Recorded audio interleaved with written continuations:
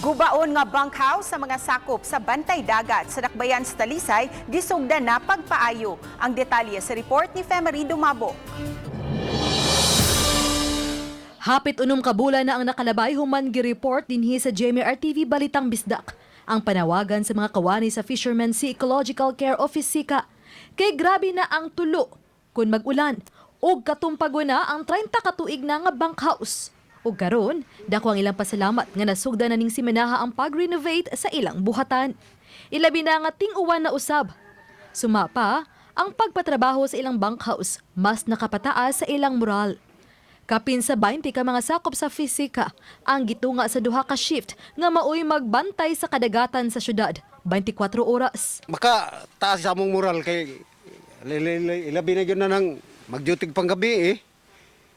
Dili biya kalikayan nga usay mo pahuway sila dire nya abtan sila uwan, looy biya kayo. Pero karon nga gitrabaho na ni siguro do na nay atop, murag nindot na siguro ilang pagbati na ni. Mga sakop sa Aksyon Agad team ang nitrabaho sa bunkhouse, human gigahinan og pondo sa kagamhanan. Kung sa una halos sinimo lang kini sa light materials kining buhatan sa pisika hinungdan nga daling nadaot ug gani katumpago na gyud kini, karon gisiguro sa Aksyon Agad team nga mas lig-on kini hinungdan nga ang pipila ka bahin gihimong konkreto kun sementado na.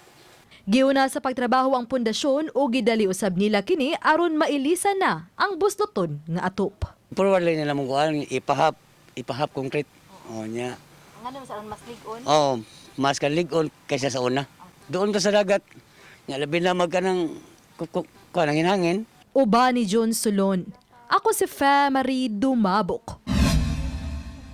Balitang Bisdak.